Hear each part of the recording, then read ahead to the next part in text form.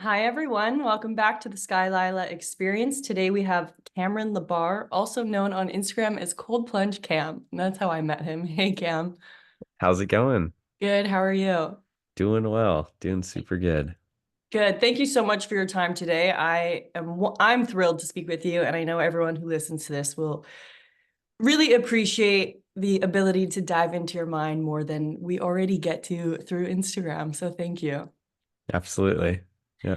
So I just wanted to start with a little bit about your journey. If you can explain we'll start with cold plunging because that's obviously what is most known about you, but how did you get into it or what made you go, I think I should try this?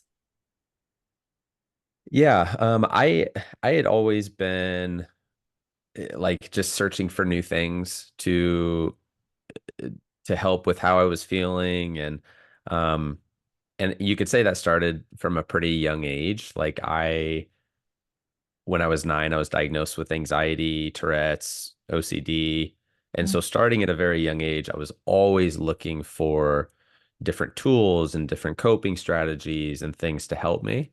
Um, and a few years back in 2020, I had, finished grad school, moved to a new location, started a new job, and I just been hit with this wave of depression that I hadn't experienced before, and it caught me off guard, and it was really scary, and I didn't know what was happening. And so I think instinctively I went into this almost this not diagnosis mode, but this searching for tools mode where I just quickly was looking for anything to help. Got it. Um, and I started at kind of the roots. I started at changing my diet, exercising more, getting some sunlight, fixing my sleep protocol, things like that. And I was trying to pull every single lever I could. And one day I had one of my good friends visit me, and he saw how close I lived to the Boise River. That's like right here, um, pretty close to where I live. And he was like, "Do you ever go in there at all?" And I was like, "No, not really." And this was before kind of the whole cold plunging ice bath craze. And he was like, "I would be in there all the time, like just feeling the water around me, like Yeah. starting my day."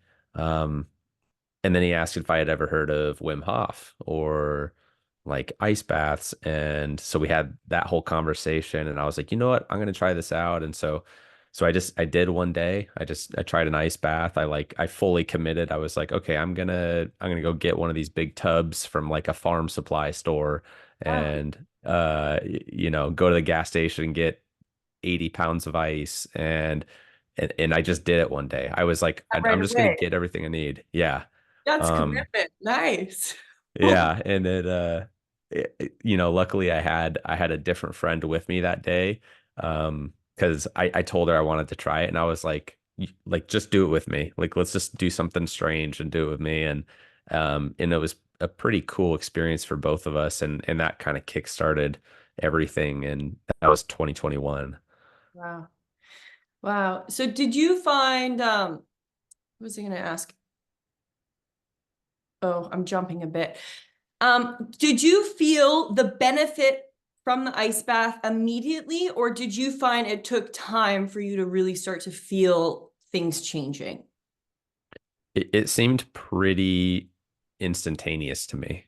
Okay. Um, Now, right when you get in, there's all sorts of other things going on, right? There's the shock, there's some adrenaline, there's tightness in your chest, hard to breathe. So you're fighting a different thing right when it happens, but it was in the hours afterwards when I really started to feel it, like an hour, 2 hour, 3 hours after, where um it was just like, wow, I feel energetic, right? I feel like I have energy, but at the same time I feel calm and composed, and like my central nervous system had reset.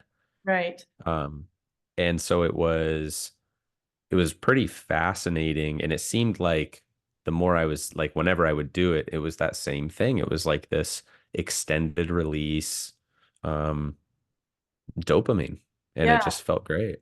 Well, apparently it increases your baseline. I don't know if it's dopamine or serotonin or whatever kind of the happiness chemical is, but so instead of you basically when you go back down to however somebody's feeling, it's higher than it was before, especially over a long duration of time. That's what I tell everybody. I'm like, just do it. Yeah, and it's different than like other, you know, other outlets of dopamine where it's not just this spike that and then it crashes, right? It's like I said, this almost extended release over hours after. And what's also interesting about that is it does all that without significantly or even at all raising cortisol levels, which is kind of Right. like your bad stress. And so that's the other thing that's really cool about it and was something I just started experimenting. Yeah. Right. So at the big say back 2021, how often, what's been the journey of going in sort of consistency wise? Because I know now you go basically almost every day, right? Yeah, I'm going about every other day now. So it ends up being, 4 days a week, more or less. Yeah. And in the beginning, though, it wasn't that frequent. It Of was a little course. bit harder to push myself, right, to do it. And it was the summer, so I was doing ice baths, so there was a little bit more resistance in needing to go get ice, needing to if you fill up the tub, and like I didn't have a backyard and a hose, so like I was carrying this tub out to the river and filling it up with river water with a bucket and then going and getting ice and doing this whole kind of process. But it was like I don't care. It was like I don't even care anymore because I'm sick of how I feel and I just want to feel something else. At least you did something about it as opposed to just being like, oh, this is too bad. I feel this way. It's like, all right, Yeah. moving. So how else has that impacted your mental health, would you say? Or what other tools have you discovered that are really beneficial? Because I know you like, promote ice baths, but what other range and scope do you have in your pocket? Yeah, I mean, first with the ice baths and cold exposure, there, I promote it in the sense that it's physically and mentally, it's a tool that I think can help, but I also try to share it in a way that helps people understand that it is a great controlled stress environment. It's a great tool to learn how to practice your breathing in difficult times, um, and harness that and leverage it in all other areas of life. And so it's just such a good analogy. Yeah. And so that's how I was sharing it more and more. Other things I've been doing though to help, like I said, when I was struggling uh pretty bad over the last few years, it was like, man, I was looking for anything. So I started messing around with diet, trying to cut out a lot of processed foods. In the States, it's like it's everywhere. It seems like there's processed foods everywhere. There's seed oils everywhere. And trying to just get back to basics and clean ingredients is hard to do. And so that was one thing I was focusing on, sleep and just having a consistent schedule because I didn't make the connection for a while that like the better sleep you get, the better your mood's going to be, but also the better sleep you get, the better your hormone levels are going to be, which hormone levels also impact your mood. Yeah. And so there's so much that you can do with that. And so I've made over the last few months, even I've made sleep like a huge priority, and it's made a massive difference in how I'm feeling, like just such a difference. Yeah. Um, I've been as working far, on it as well. yeah, It's hard too, is I definitely grew up in like the, hustle grind mentality. So it was hard to value sleep more in that way, not just about my mood, but actually not feel guilty about getting a solid 8 hours. Cause I thought I'd listen to Arnold Schwarzenegger and he'd be like, sleep, sleep faster. You can sleep in 6 hours. So I brainwashed myself to think that way. And now it's like, no, no, no, take your sleep. yeah. Or like, sleep when you're dead type of thing. You Yeah. hear that a lot. And I was in the same mental boat for a Yeah. long time, only to realize that I was more efficient and more effective at doing things when I had 9 hours of sleep. Right. And so part of me had to fight that, like you're saying, and say rest isn't just like you're pressing the pause button on something. Rest is productive, and Right. it can be productive. And so that was a mindset I started trying to make a shift into when it comes to sleep. Yeah. Yeah, just back to the cold plunge, I found too for myself what helped when I would go in is, I mean, you're by a river, but I in Vancouver live near the ocean and there's always ferries going by, right? So my mentality was like, okay, I'm doing this for survival. Like if I were to ever fall off a ferry or a boat, I would at least hopefully have the practice of like calming my breath, like you're saying, doing your breath work in it so that I don't die of shock, but maybe I can make it to land. So those were the thoughts that were going through my head when I'd go in the ocean. I'm like, okay, Sky, if you were to ever fall off, you'll survive. So it's interesting to, Yeah. do you have a certain breath exercise, like a favorite one that you practice? I try and keep it pretty basic to like a physiological sigh is what they call it, where it's almost like this double inhale through the nose. But the second it's the first inhale is pretty big through the nose, but then the second one is almost like you're trying to max it out all the way. So it's a smaller one, and then breathing out through the mouth. That's when I practice a lot, I feel like. But I think the timing of your breathing is huge too. I think sometimes folks wait a little bit too long, like with ice baths, to start breathing when they get in. Right. And True. uh, like that's a good example or analogy as well to other areas of life. Like you're going into a stressful event, difficult, whatever situation, environment. Why don't you start breathing now Right. before you do that, And kind of like you mentioned with the ferry and um yeah, hey, I want to prep for this and make sure like I can figure out how to use my breathing. Let's say something crazy were to happen. Um but even outside of that, right? I remember using it in situations where yes, uh, time was critical, timing was critical, right? And I wanted to make the most rational decision I could. Breathing can help you do that as well. Because if you get put into this state of shock, and it could be something as simple as like uh, a disagreement with somebody or just an argument where you're on opposing sides, right? I want to be able to respond as rationally as I can. So using breathing to do that, which for me, that's always been tough to be at odds with somebody, and to confront somebody. Always struggled with that. Yeah. But those are the types of analogies I love making with the ice bath and starting to learn how to make that connection between your breath and the environment. Mhm. I think on that note too, confrontation, I don't think it ever gets easier because people say to me, "Oh, you're so good at that." And it's like, "No, I'm not." I still feel the anxiety every single time, but I know the only way to move forward is to have this conversation. And it's true, using your breath to just, it's a good point. I never thought about rationally thinking through your breath. I sort of naturally maybe did that a bit, but the intention makes a world of a difference. Yeah.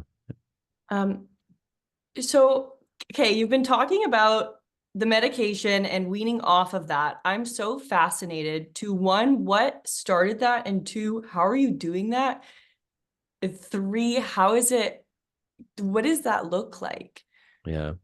That's a huge, it's Yeah, it's a lot. And it started because when I was looking for things to help with my mood and with the anxiety and the depression, um, like I said, I was pulling every single lever I could. And back when I was 9, Mhm. and I received all of those diagnoses, I was put on an SSRI. I was put on Paxil for the anxiety. And to this day, my mom will say, I don't regret that decision at all because you were just like you were just paralyzed with fear almost. And it was hard for you to focus in school and to feel like you could accomplish whatever the tasks were. And you got really worked up. But when we put you on that, it seemed like it made such a difference to help you to stay grounded and to stay, you know, present. And I, for whatever reason, I never, I stayed on it. Yeah. Well, you I don't always know stayed on it. at What do you 9. say? You don't know at 9 years old to question that. You even now, Yeah. it's still the majority of the population, I don't think questions coming off of anything really once they're on it. Well, and I didn't have a reason to for a while. It seemed like things are okay, things are good, I feel fine. But as I started to get older, it felt like things were just getting worse. Like things were just duller and I had less emotion and less excitement. Like uh, both ends of the emotion spectrum were kind of dull and I wasn't really feeling much. And so finally I got to the point where it was like maybe it's time for me to start trying to taper off this stuff. And um because I've been on SSRIs for 23 years now. Like it's been a long time. Yeah. And so I just thought, you know what, maybe it's time to see what life is like without it. And the last time that was when I was 9. And so it's been kind of scary thinking, okay, I'm starting to come off this stuff and unravel whatever this big ball of a yarn is around me that's been protecting me. And I don't know what it's going to look like when I come out. All I know is the way I'm feeling right now, I Yeah. don't want it anymore. And I need to find out. Um, and so that was kind of the premise for why I made the decision. And what I've been learning as I've been going is most, as I've been trying to research the best way to do it, most folks just simply don't have the information to taper successfully off I was SSRIs. gonna ask, do you have much support around that, or how? Because are you, do people know? Like I guess not. Or you just sort of like hope for the best here? Yeah, so that's the thing is like there's not well known support groups and resources around tapering protocol and what to do, like with a class of medication like an SSRI. There is explanations of symptoms and withdrawal symptoms and stuff. Whenever you go to the pharmacy to pick up your medication, they give you a little packet that's information about the drug. Mhm. Um, but that's about it. Like you can go to a doctor here in the States in an appointment that will last on average less than 15 minutes Right. and you can get a prescription for anxiety medication. Just boom, just like that. But what's not discussed is how long it can take to taper off of that medication safely, effectively, without protracted withdrawal symptoms and without risk of just manic episodes, like in just difficult times. Um, We and also, so sorry to interrupt, almost don't know how, like you've already said, how this sort of new cam even exists in the world. So it's like there's no reference to bring yourself back to. and that's part of the thing too that I think a lot of people don't recognize is they lose hope when they try and taper off of the medication because what they're experiencing as they reduce dose, it, their withdrawal symptoms, they're not necessarily what's called relapse symptoms or the reason why you went on the medication in the first place. So what happens is people start to taper, they taper too fast, they go way too fast, they cut their dose in half, let's say. Mhm. That's a huge jump. That's a massive jump for a medication that takes 4 to 6 weeks at least to kind of get out of your system, or for you to even start noticing the effects of it. It can take 4 to 6 weeks.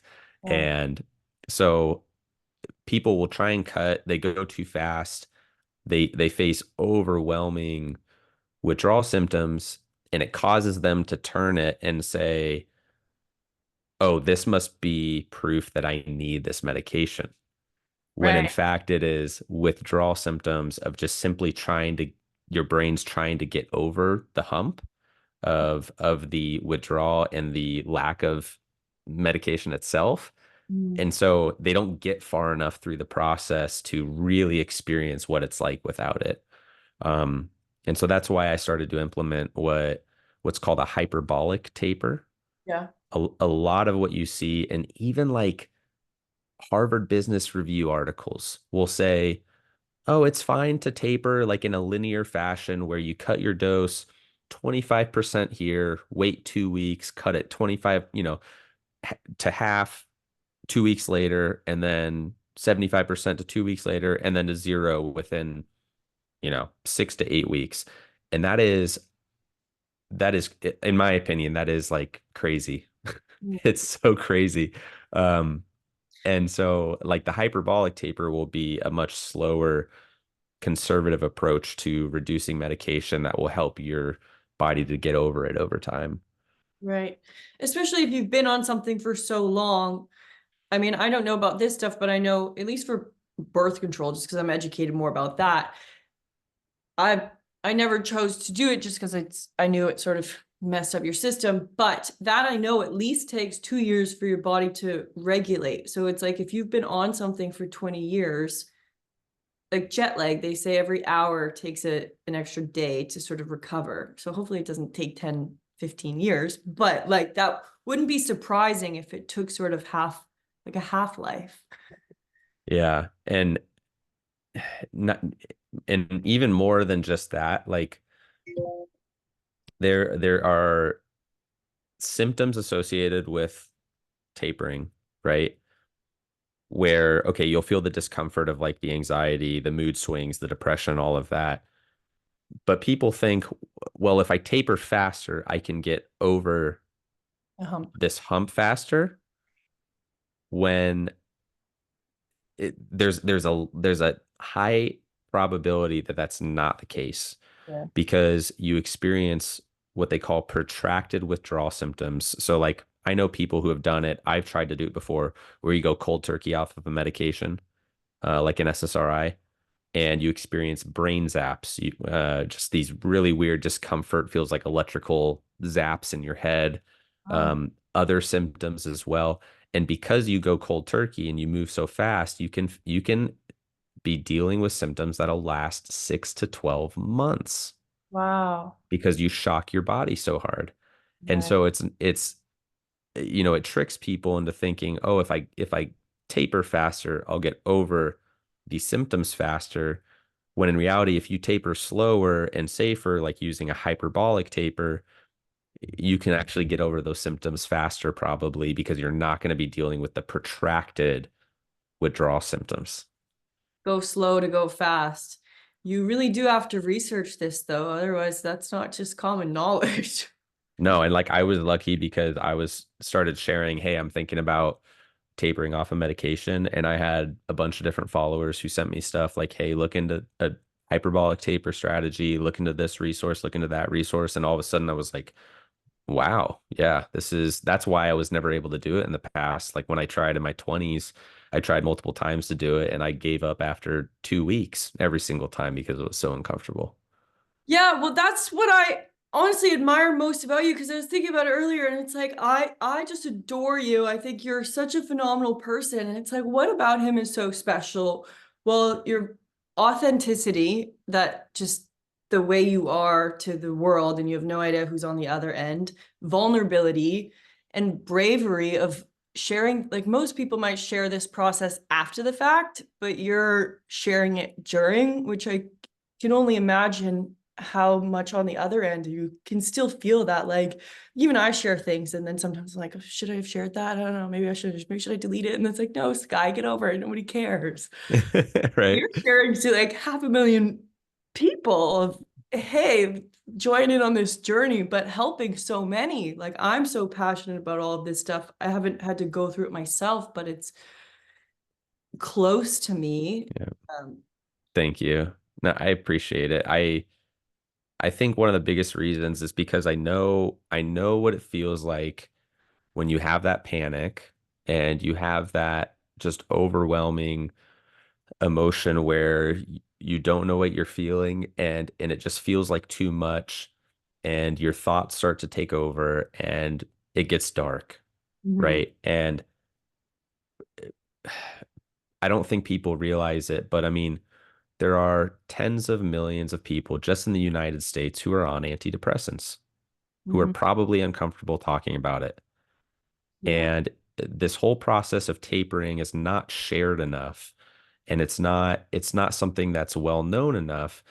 But the impact is astonishing because who knows how many people, and there's been statistics on it too, but like who knows how many people are going cold turkey because they don't know better, and Right. then they deal with suicidal thoughts. Yeah. Happens all the time. There's statistics around people tapering, not tapering correctly off of medication, and suicide. Yeah. And that's something that's just not discussed enough. And I think if people just understood the need to go slow and to take your time with these things, but then also resources for how to reduce dose smaller, things like compounding pharmacies where you can reduce the dose much in much smaller increments.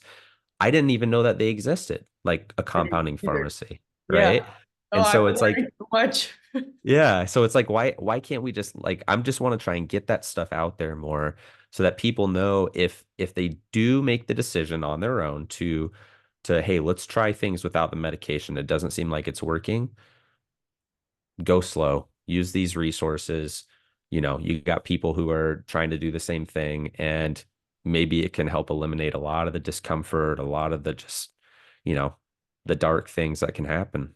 Mhm. Yeah, thank you for sharing that. Yep. Question on the emotion spectrum. When you mentioned you noticed things started to become dull, how did you realize that? Did you remember like before you were nine, things were different? Or how did you evaluate that? Yeah, it's a hard thing. I mean, it just didn't feel like I remember times where I would be excited about stuff. Like Mm. I'd get really excited thinking about the weekend, or I'd get really excited thinking about seeing somebody. Um, Even, sorry to interrupt, even once you were on the SSR.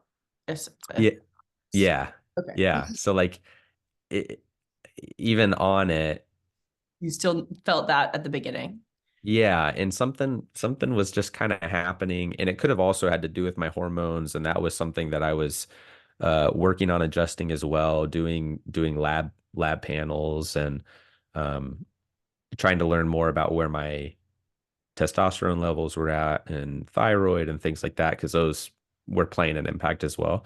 But the SSRI just seemed like it was dulling things to the point where I didn't experience um much joy and excitement, Hmm. but then I wasn't experiencing much like anxiety and discomfort and uh, that whole other side. And so it's just hard to say. I think, and I don't know if I haven't really shared this before, but like my romantic life too, I felt like it was harder. It was beginning to be harder for me to grow closer to people. Right. And I don't know. That's just something I was feeling where it was like I liked this person. Well, I thought I liked them. I wanted to try and do things with them, but I never really felt like things were growing Hmm. close and that I was really developing a bond. And so part of me started to think, hey, maybe the medication has something to do with that too. So there was just a lot of reasons. Yeah, I've actually, now that you say that, I remember my mom telling me once about some man she knew. Whereas, because it's almost like whether or not you're conscious, you just don't care. So there's no like, great, yeah, let's make this work. It's just like, nah, it doesn't really matters. Like, whatever, I'm good.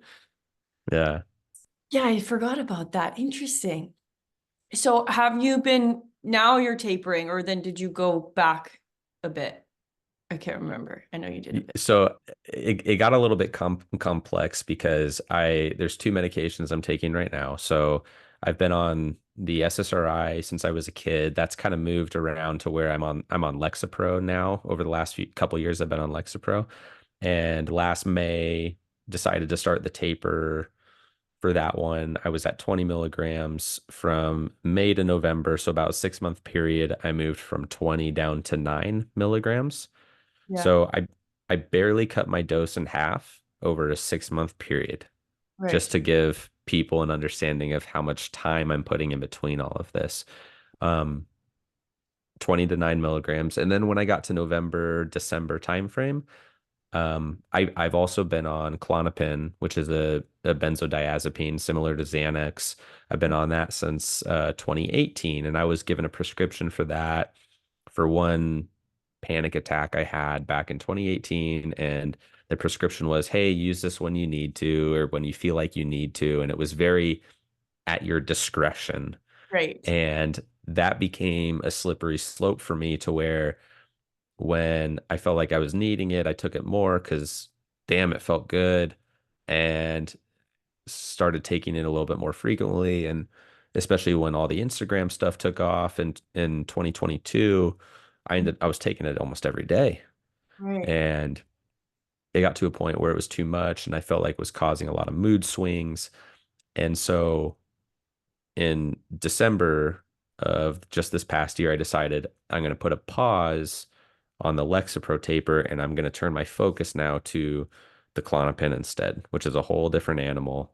Right. And it's a whole different set of feelings and discomfort and stuff when you taper off that. And it's known to be one of the harder classes of medications to try and get off of. And so over the last 4 months or so, I've been going through a very slow hyperbolic taper with that one now, where I've gone from um, 0.25 milligrams, or was zero point 0.5 milligrams down to 0.25, down to 0.125. So like I've gone from, if we cut out the decimals, I've gone from 50 to 25 to 12.5 Oh, to wow. 7.5. And I'm now down to 5, which is 0.05 milligrams. That's amazing though. Yeah, it's That's so a lot. it's been a long process, and the last few months have been the toughest, but I feel like I'm starting to see this light on the end of the tunnel that it's like, man, I'm starting to feel so much better. That's what I was gonna And ask. so Have you noticed a difference yet, or did it get worse before it got better? Is it where's that now? Like, what's that mental journey been as you've been physically changing? yeah, it's definitely gotten it got worse before it got better, Mhm. because with the Lexapro and the SSRIs, it takes longer for your body and your system to feel a withdrawal or a reduction in the medication. So it was almost like I would need to reduce dose and then go, we'll see in 3 weeks how it feels, and just be patient with that. With the Klonopin, it was much more immediate. And that made it both harder and easier than the Lexapro in the sense that it would hit me in the face and it would become so uncomfortable so fast within a week, within maybe 4 days. Um, it would become so uncomfortable so quickly, but then it would also kind of start to dissipate quicker. Yeah. And so that's what I've been learning. And it seems like I've been able to taper off that one a little bit quicker, but I think it's more of a personal case for me. And my dose was already pretty small. Right. Okay. So that's been the process on that. But as I've gotten a little bit closer um, to zero, an important thing to do as you get closer to zero is, and this is the whole concept of a hyperbolic taper, is as you get closer to zero, it's important to go even slower because every incremental milligram means more and more to your body as you get closer to zero. Right. And that's how they test the medication when they first give it to people too, is you can start somebody at a 10 milligram dose of something. When you move them up to 15, they're going to feel it pretty good. When you move them up to 20 or up to 25, the incremental benefit is smaller and smaller when you get these doses higher and higher. And so on the opposite end of Compound interest. everything, yeah. And so on the opposite end of everything, when you start to reduce dose, it's the opposite, where when you get closer to zero, it's going to be more and more intense. Yeah, because your Um, body just needs like a little bit, just something. yeah. Oh, it's so fascinating. Just and thank you for being so well able to articulate all of this because I know it's not common and it's also can be confusing. And the connection to your emotions is also, that's a huge thing. How for okay, social media. So many questions about that. But how did you, we'll just start with from the beginning to move to now, and then I'll ask the other questions. But Okay. when what made you go, I'm gonna start sharing this? Did you have a personal account before, or did you start off the bat with this is what happened? Yeah, I took my personal account and just converted it to Cold Plunge Cam and told all of my like friends and family. I said, "Hey, this account's about to get kind of wacky, so if you don't like ice baths, like you can totally unfollow me." So I don't even have a personal account anymore because I decided to just convert it. Yeah. Um, but I went a full year when I first started doing the ice baths and stuff. I started that July 2021, and I went a full summer and then a full winter in the river, just like, hey, I'm going to sit in here all winter long. I'm not going to stop. And I just want to experience all this for myself and figure out where I come out on the other side. And when I got to July of the following year, 2022, um, I don't know if it was like the anniversary effect or what, but it just seemed like, damn, I've accomplished a lot with this. And I feel like it needs to be shared. And when I would go on to social media and things, everything I saw around cold exposure or ice baths were these incredible athletes and bodybuilders and Olympians and people who are going in and just braving it, right? And it was great, but it just looked very intimidating to folks, right? And it only really was talking about the physical benefits for like muscle recovery and inflammation and things like that. And so I thought nobody's talking about the mental health side of all of this and how impactful it could be. Mm. And so it started out as me just trying to tackle that niche of I'm going to go narrow and deep into cold exposure, basically use that as my vehicle to tell a mental health story and then also share the benefits of how I feel like it's helped. And um, so that started July 2022, and it just very quickly took off. I mean, and that's part of why I ended up taking the Klonopin more often too, is because within, Yeah. two Thank you. months, I was just it, gonna ask, how did that affect your mental health? It's not like, okay, you're, a celebrity, but that amount of attention can be stressful because you're being seen. Your vulnerability is being seen by thousands, hundreds of thousands of people. yeah, and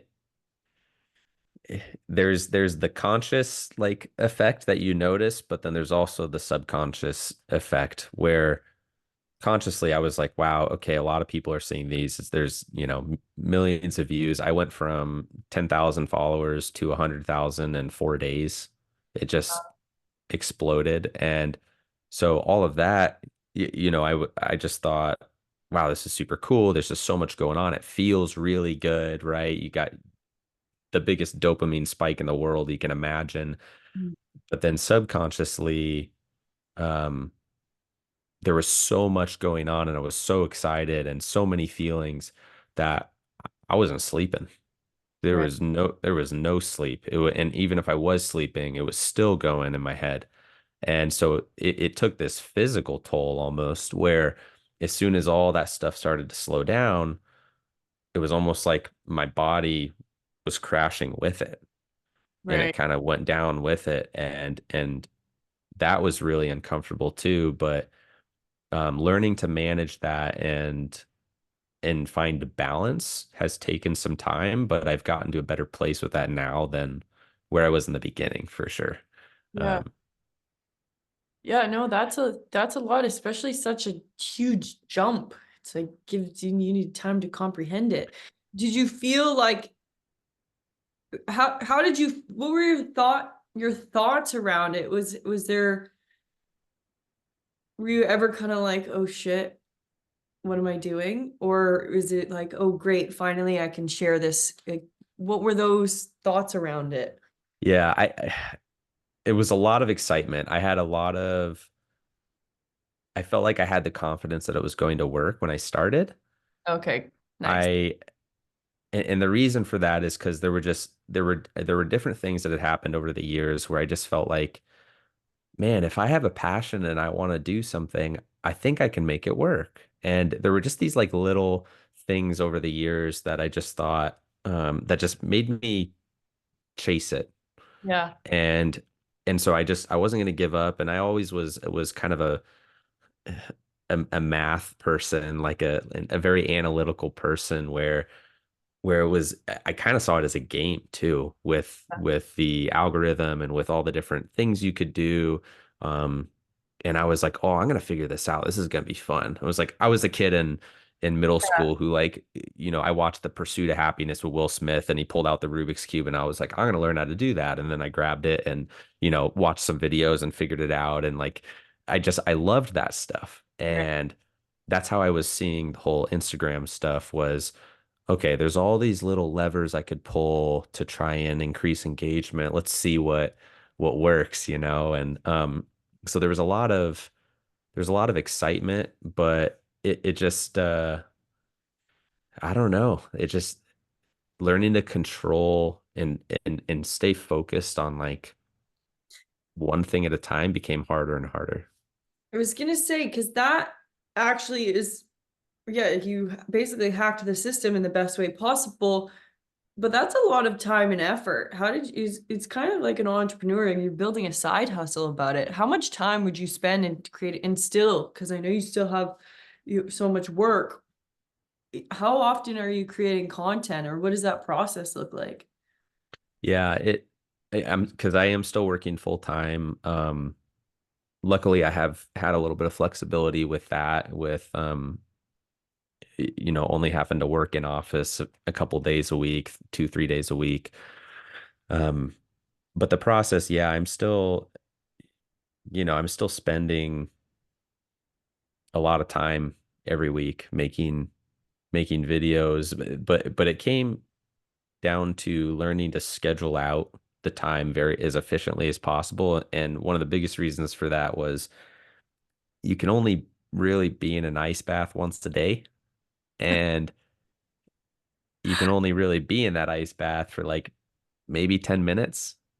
Which is a long And time too. Yeah. yeah, and so it's like I couldn't create content multiple times a day because it was like I didn't want to keep putting that shock on my body. And so I would go into it with a very organized schedule of, okay, when I go to make or create content this day, like in this one ice bath, I got 4 different ideas I want to knock out in 10 minutes.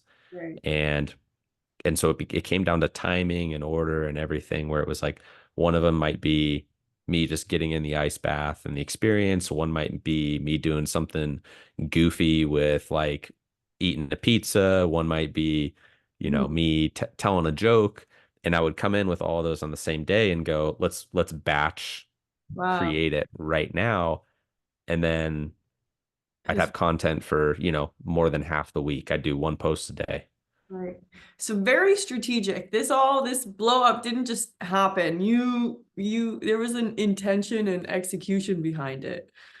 Yeah, and it was one a day. That was my rule was when I start, as soon as I start, it's one reel a day. I'm starting with reels and it's gonna be one a day and I'm not gonna quit until it snowballs, until it keeps going. And that's what I did. I kept going one reel a day um for probably 5 months Wow. Good for until I you. finally took a break and I was like, all right, I'm gonna like rest for a week. That's commitment. Well, I didn't realize it, but that's what I don't know when I stumbled across you, but what stood out was the barrel next to the river because for me, I thought about the actual effort going into that. It was like that's a lot of effort to bring that barrel to the like I go in the ocean and it's easy. You walk in, you walk out, you're done. I'm not like trekking this whole thing out. So I see the commitment from the beginning of just so it's a lot of effort, like you're saying, yeah, getting the ice and everything. Yeah, and for trying to, because a big part of it too was, especially now, there's a lot of people who are doing ice bath videos, Hmm. right? And I think it's great. I think I just needed to take it like one step further to try and almost create a competitive advantage, so to speak, of let's make it even more scenic. Let's just add more elements in there that's a little bit harder for people to replicate. Of Um, course.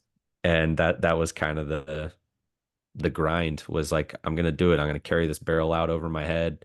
I'm gonna go get a bucket, fill it up with river water. It's gonna take me, 20, 25 minutes to set everything up. Oh, and by the way, by the time I'm done, it's January. My hands are cold, so I need to go run back inside and warm back up before I can go out and do the ice bath.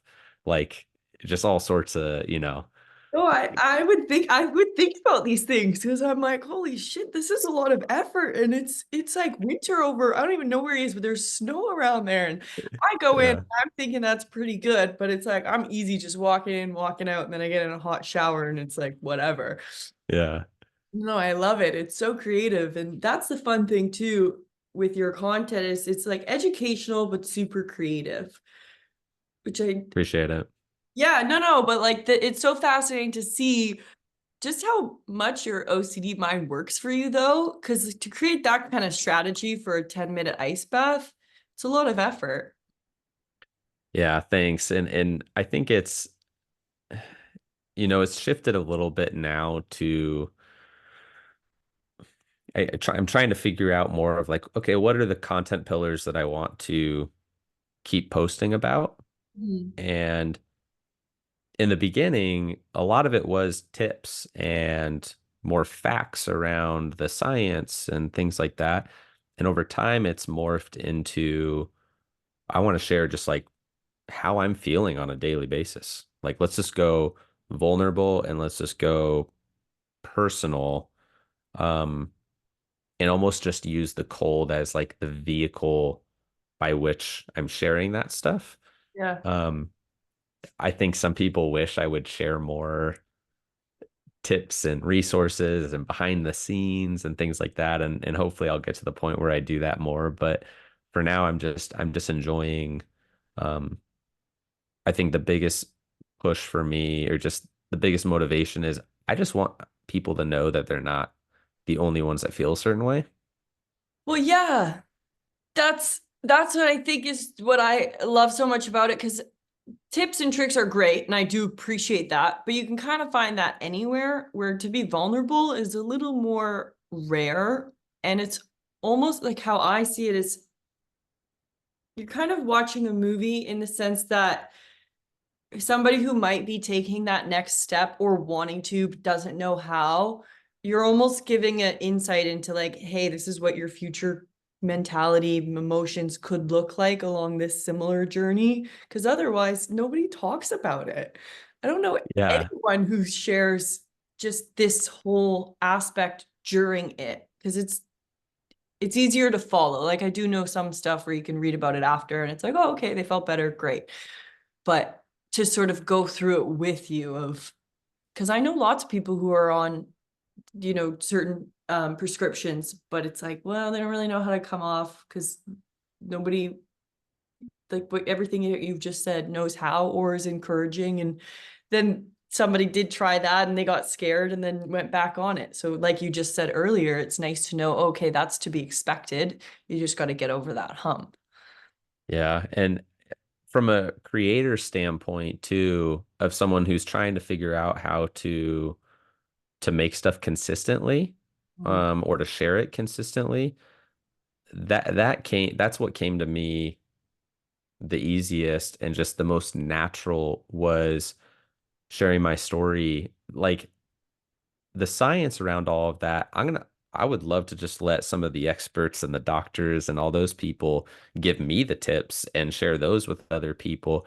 And if I'm trying to make this a passion that is going to last for me long term and be sustainable over time, I want to do something that's just as like as true to how I am as a person and how I feel and what I deal with on a daily basis like that. That's replicable. I can keep Yeah. doing that and it feels good. It feels natural. It's who I am. It's when you start trying to do something that is a little bit out of your wheelhouse, and that's when it gets a little bit more complicated and stressful and like work feeling. Yeah. And I was trying to avoid that. How did you notice that? Were you doing the science backed things and then some emotions, and then you felt less resistance towards how you felt? Or how did you register, oh, this sounds seems more sustainable for me? Yeah, the science stuff and the facts and the how-tos and the tips, I think I mean, it interests me and I love learning about it, Mm, but I don't love creating content around it. right. So, because there's a difference, right, between what you like to create and what you like to consume. Good point. And that was kind of a realization I had to make when I would make the content around how I'm feeling on a daily basis, the different stressors, the tapering off of medication, that felt more real to me and it felt more meaningful to Mm, just me as a person to share all of that. yeah. Um, and so that's kind of how I stuck with it, I think. And I think my audience recognized that too, because I feel like those videos would even do better. Mhm. Is those were the ones that people were watching, Mm. and there was higher engagement for were those videos. So it was kind of two things at once telling me that that's the path I should go. Yeah, that's the way to go. Well, you can feel the energy difference when you're more aligned with something. And I like to believe what's best for you is best for all, and vice versa. It's like just do what's best for you because we're all connected, so it'll be best for everyone. Exactly. Yeah. I Yeah. also think that ice baths are preventative. What can I say? Preventative. Like I find, yes, I would do it sometimes when I'm not feeling great and it would be an instant relief, but then also even when I'm feeling great, I'd still do it because I know I noticed when I didn't do it, I was a lot more just maybe irritable. Like I couldn't take on the day as much. But if I did an ice bath, I almost started to track it and I felt withdrawal symptoms. Like if I missed a week, I was like, oh, no wonder I'm feeling this way. I didn't do my cold plunge this week. And I could feel that like impact. It took a while to make the connection, but it Interesting. yeah, like I realize now, and I feel it here too, just being in the UK and not around the ocean all the time, I have to actively get a cold shower in every day. It's not quite the same as a natural body of water, but I started to think, oh, what's different? Like nothing's changed, but those tiny little tools also are preventative. Yeah, agreed. It's a great way to start too. Like it's a great cold showers are a great alternative. I honestly think they're harder a lot of I times. think so too. They're way harder. You can easily Yeah. just turn it up, but if you're in the ocean or the river, there's no going back from there. You're Yeah. you're committed. There's more of a mental component too with the shower because it's just you and your thoughts in your, little bathroom, and Yeah, it's so easy to change your mind. yeah, And so I think it's powerful too. yeah. No, I prefer natural bodies of water because then it's just such a beautiful moment. And for you, you're used to the river too, where I never, even though I'm alone out there in the ocean, I'm not alone because I see the birds and I see the seals, and it's like, wow, there is so much around me all the time. And it's such a like gratitude practice too, if you found. Yeah, I don't know what absolutely. animals you see out there, but Well, same thing. I prefer being out in nature, especially in the winter. It's like it's a whole other planet. It seems like when I'm sitting out there, it's snowing. Humans aren't really out there, you know? It's like you get the yeah. occasional person walking their dog, but it's like then all of a sudden there I am sitting in the river and it just feels so cool. We would get all sorts of birds. I mean, ducks and geese and occasionally there'd be eagles that'll fly over. Um, but the sound of just the water and the birds and the trees and all of that just adds so much more to the experience. And it was awesome every time. So I'm a little bit sad it's starting to warm up over here, but Oh, uh, I feel no, that too. In the summer, actually, I start to miss the cold plunges because the ocean isn't as cold, so it doesn't like count anymore. Probably the river too. It just, I thought, oh, I get uh, excited for the winter. So what is there a quote or sort of mantra that you live by? Or like, what advice would you give to your younger self? oh man, um, that's hard. The thing that comes to mind is to just give it a shot, Mm, to just give your dreams a shot, your passion a shot.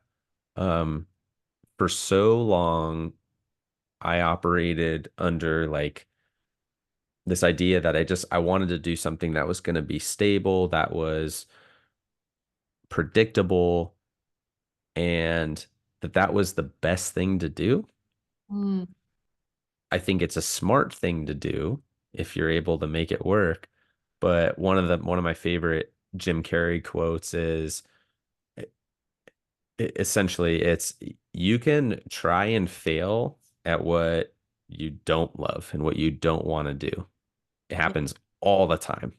yeah, You can try and fail at like that job you wanted, that career you wanted to follow, uh the studies you wanted to do, whatever it is. So why not at least try and fail at what you do love mm, first?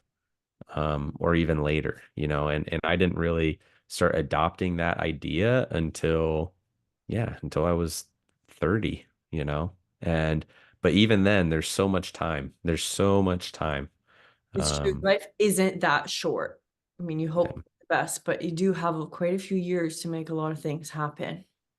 yeah, plenty of time. So it's never too late, Yeah. is what I'd say. Yeah. No, I know that quote. He talks about his father. I think he was an accountant and he got fired from a Yeah, sustainable job. yep, yeah, exactly. All right. Um, Well, anything else on your mind that you want to touch on? oh man, I don't know. No, I've just been well, how am I doing today? I'm feeling pretty good today. I mean, Yeah, how are you doing? no, I've been feeling pretty good lately. I don't know if it's because there's more sunlight now or what, but I just have felt so dialed in Mm, with my sleep and my workout routine, and it just has felt so good lately. mhm. Um, and it took a lot to get there. Like it took always trying to rewire your habits is so hard, right? It's Yeah. so difficult, but I've started just doing these like one little baby steps at a time where it's like, okay, if I want to do 7 new things on a daily basis Yeah. to help with my routine and my health, let's Yeah. just do like one at a time. Let's get one down and put it into, you know, Yeah, every day. I've shifted to that as well this year because I used to have like 10 habits to focus on and then I thought that's just not working. Maybe just do one per quarter and get that down and then move on to the next and that will build. Yeah, and that's how I've been doing it too is like I started with one of the things I started with was like a certain bedtime. It's Mm, just, okay, my bedtime is going to be this from now on. Let's try and stick to that. And I would stay with that for like 2 weeks. yeah. And then after about 2 weeks, it was like, okay, let's incorporate this little piece to my diet. Let's, Mm, every lunch is going to be like this healthy, you yeah. know? And so then it was that little piece for weeks and weeks. And slowly it's turned into like a whole, you know, Style. like a whole, yeah, a whole style and just a whole list of things, a whole portfolio of different Right. little tools and things that have I feel like has compounded over time. Can you run me through a day in the life of Cam? What you wake up approximately what time? What are the little things that you do to help you thrive? Yeah, lately I've been waking up about 6:30, and what's been cool about that is it's been without alarm. It's just my body's waking up at 6:30 and it feels great because my bedtime is very consistent, and so my circadian rhythm is really good. So I wake up about 6:30.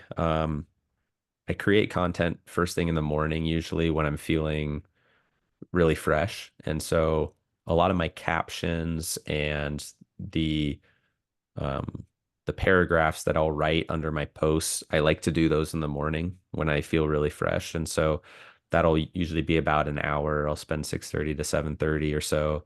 7:30 is right when the sun comes up, so that's usually when I go run out to the river and I'll go jump in. Um, so that'll be, 5 to 6 minutes or so. I'll just kind of be out in the river doing that. And a lot of times that's my creating process as well. My making videos is about 7:30 in the morning. Um, and that's been such a smooth, easy routine for my content creation too. It's like I'm able to do something that I love and that it helps with how I feel, but also it's been my creating process. Um, I run back inside. I do take a warm shower kind of quickly. I try to keep shivering a little bit afterwards, so I'll keep the warm shower short so that I can do that. But um, I like to go in and at least clean off and stuff, and then get ready for work. And I usually get to work at about 8:30 if I can. Um, I eat breakfast there, and lately I've been at the office for 3 days a week or so. And so that'll be till about 4. Sometimes I sneak out a little bit earlier if I can. Don't tell anybody, but uh For everyone that's gonna hear this. yeah, and then it's usually I head to the gym right after that, right after I get out of work. I head to the gym, get a good lifting session in, and then lately I've been adding sauna. So at the end of my gym, I've been doing sauna for like 20, 25 minutes in there. And that has been huge for my sleep. I felt so good.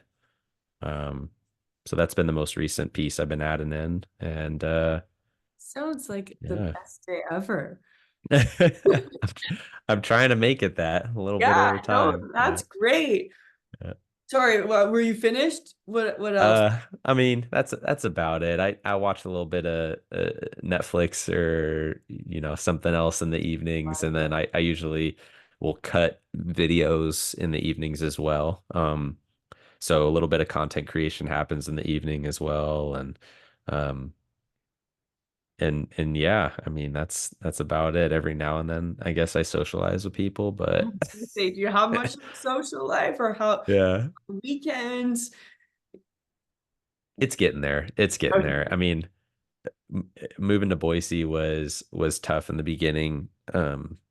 It's hard for me to connect to people, but over the last year I've connected a lot more. And so the weekends I've started to help more with like health and wellness events and meet folks through that. And so we started to do things together more. And I'm trying, that's one of my bigger goals right now too, is just trying to socialize more because that face-to-face interaction is also huge for our mood. And that was something I kind of ignored for a long time. And so weekends I try and stay busy with socializing. Are you naturally an introvert? Would you I say? don't know. Okay.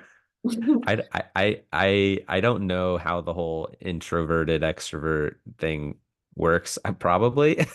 Well, you reach because like for I used to make it a goal to see friends. I'd be like, okay, like 2 friends a month. I'd like have to like how people have to force themselves to go to the gym. I'd have to be like, yeah, you need to socialize because it's good for your mental health. But naturally, it's just like so easy to be on my own, and I recharge on my own, and that's the main thing. Is because when I'm out with people, that's what. And when you're introverted, you recharge alone, but you can be like an introverted extrovert where but naturally, like you get recharged on your own, where some people actually get charged by others. So, like my sister, she can see 3 friends a day, breakfast, lunch, and dinner, and all weekend. And I just couldn't handle that. So, she's naturally like an extrovert. Yeah, I'm more of an introvert than I think, Yeah. where I feel like in order to recharge and stuff, it's it's like I need to be on my own. Yeah, yeah, yeah. Um, and it feels like it takes a lot of energy and effort, um, to be outgoing and to socialize. And so I'd probably say that, but I'm trying to change it. I'm Yeah. trying to get more, be more outgoing with folks and meet more people and do more fun things and just embrace Well, you're life bringing more. people together. For everyone reference, we met because Cam said, "I'm going to London. Who wants to go in a cold plunge?" And I was like, "Me, I don't know anyone. I just moved here." And my mom was laughing. She's like, "Of course she would find a group of people immediately who would go in a cold water, and like that's what she'll do for fun." I'm Thank surprised we didn't talk. What do you. you say? Thank you for organizing that. I know I thought about it earlier and then I forgot about it now. Yeah, I'm surprised we didn't, yeah, talk about that earlier because like I went out to London and I was like, I'm just gonna throw a story up there and see if anyone's around that wants to like to do one because I don't know where to go even. And so Yeah. and yeah, we had like we have like 6 or 7 people come out. Yeah, yes, yeah, It's yeah. awesome.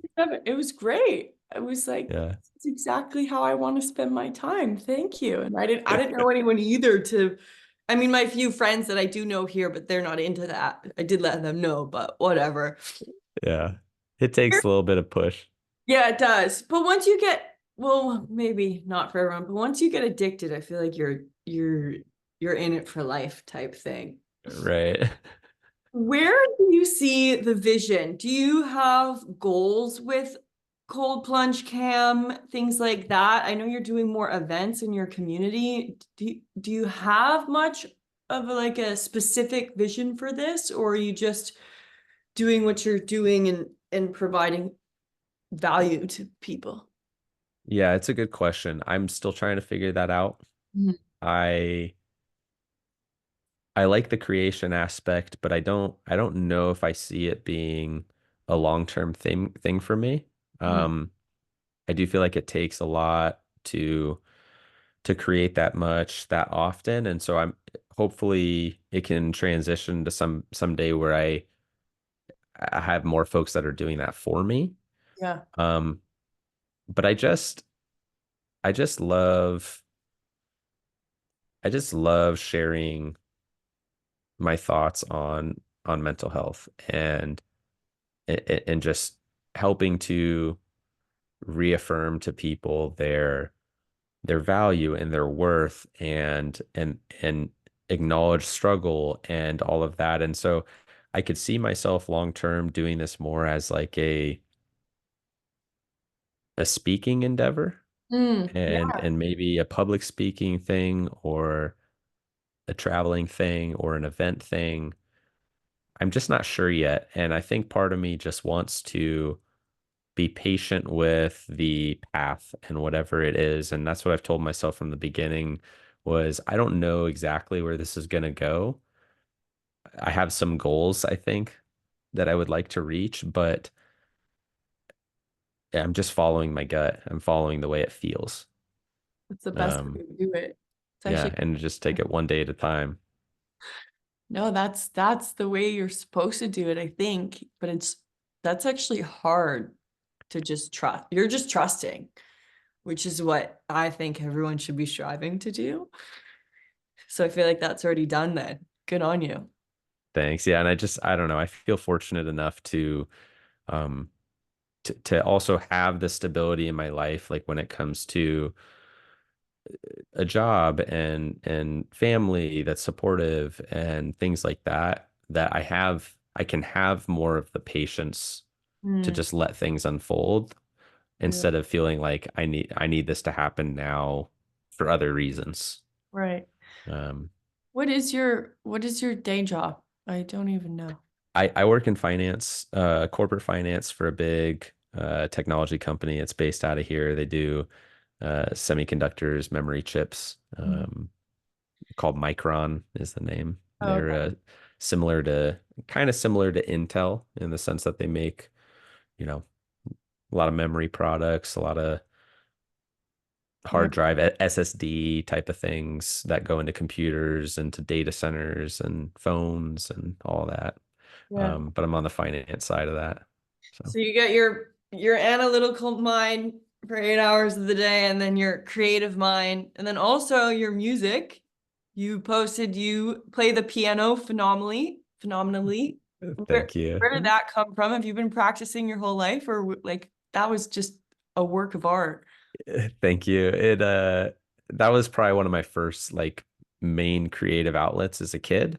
Yeah. My mom has always played, and she's classically trained and studied a lot of music and has played piano and organ for years and years. And I had kind of noticed when early on, probably when I was 6, that I could just I could hear things and kind of start to try and replicate on the piano. And so my Cool. mom started to help me learn a little bit and tried to get me to take lessons, but I'd get too frustrated with the structure and the reading, the music and all that. And I just wanted to learn how to play things I heard.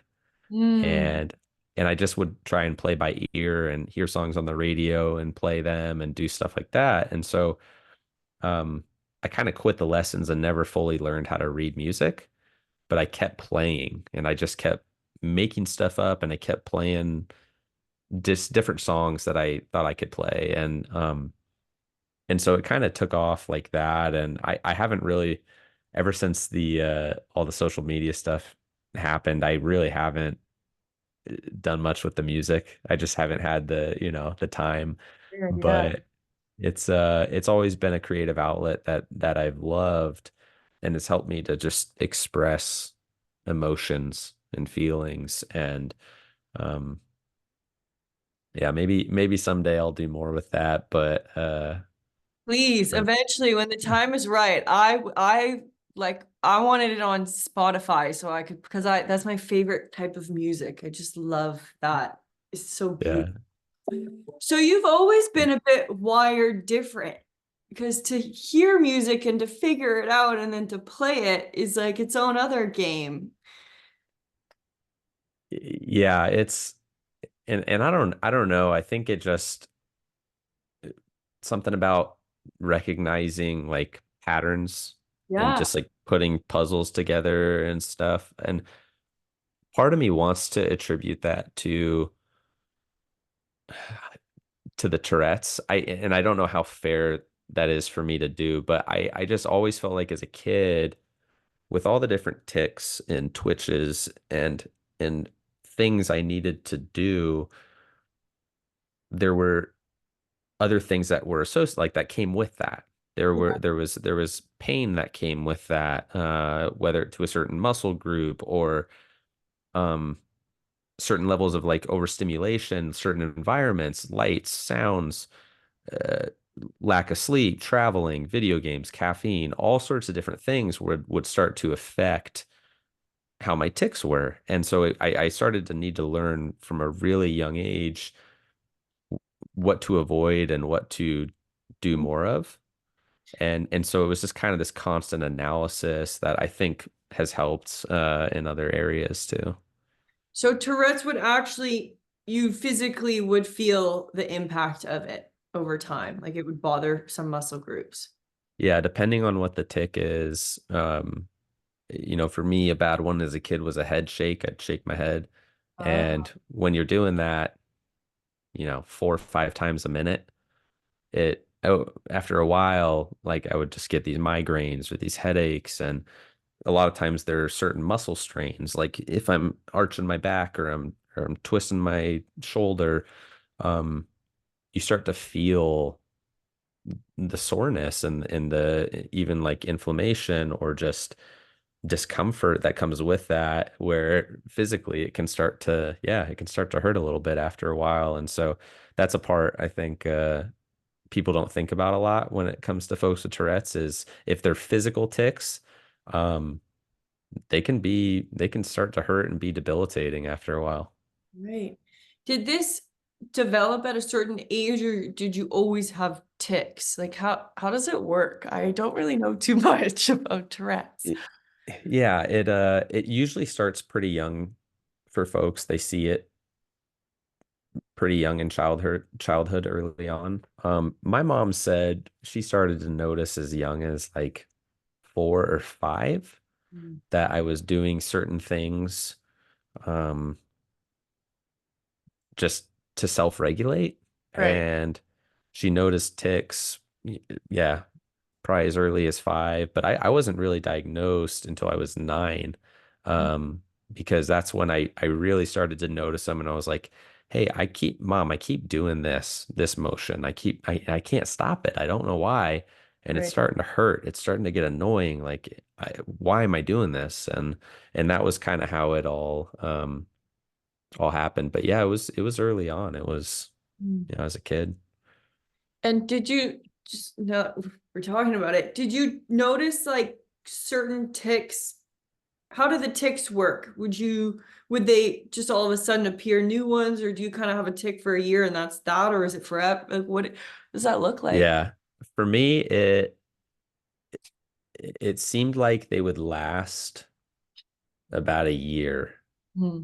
which is kind of that was just how it was for me, where it seemed like one would last for about a year and then another one would slowly transition its way in Hmm. and the other one would kind of slowly fade out. Yeah. Um, I could never really explain why, and it was always hard to recognize when that was happening because when you're in it on a day to day, for the first little bit, you don't really recognize that what you're doing is a tick Right. because it's so new. But then you start to remember, you go, oh, that one tick I used to always do like 2 months ago. I haven't done that in a while. And it would so it would be really subtle the way it would happen. Um, for the most part, for me, it felt like it was like that. But the ticks were the worst.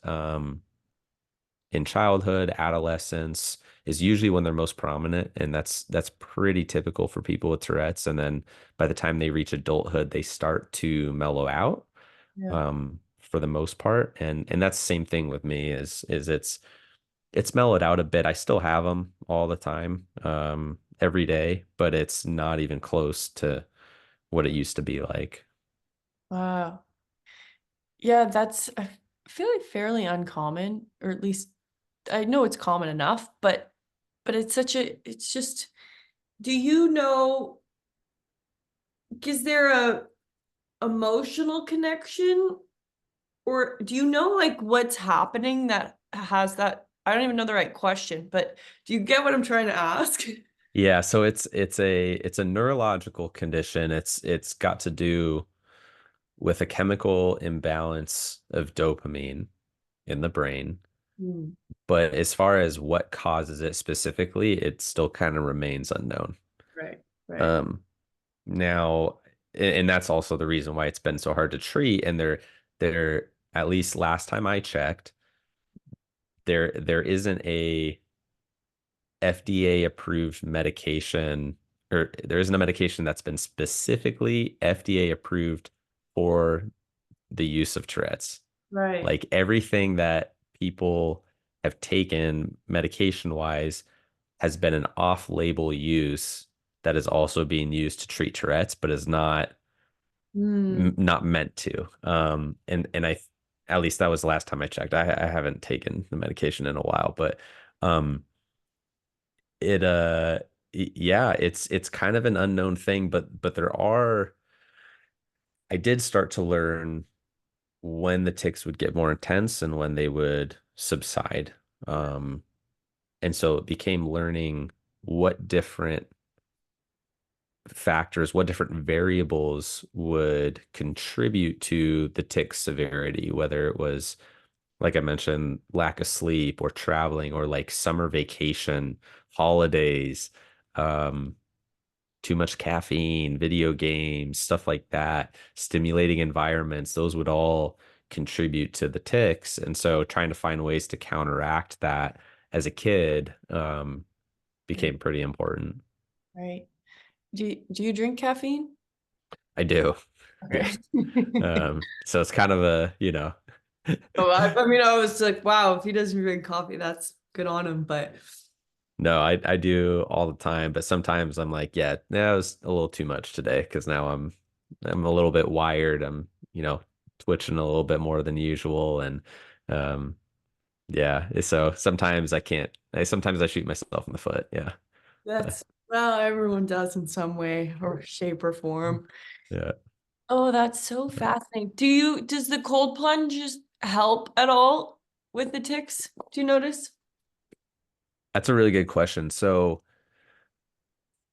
I've actually noticed, I think, the opposite Hmm. because, eh, but the benefits I would feel for my like anxiety and my Tourette's were so strong. Like the benefits were so there that I was willing to take the trade-off of the increased ticks that would come from the ice bath.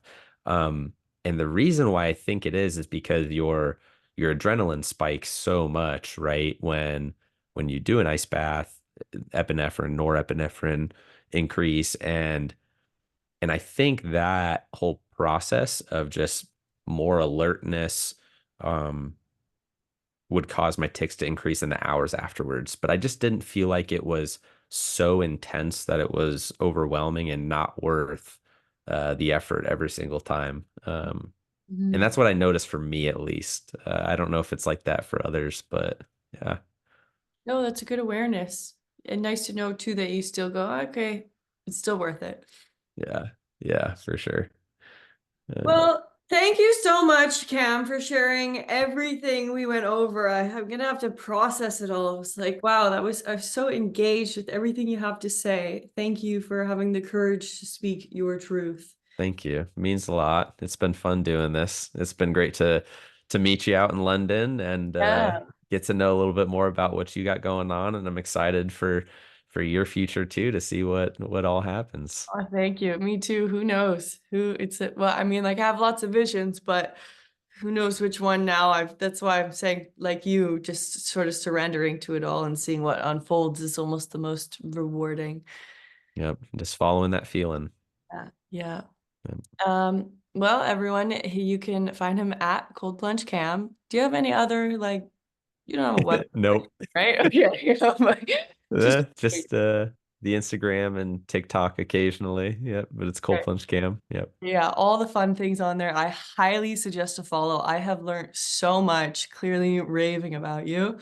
But thank you. Yep. Thank you.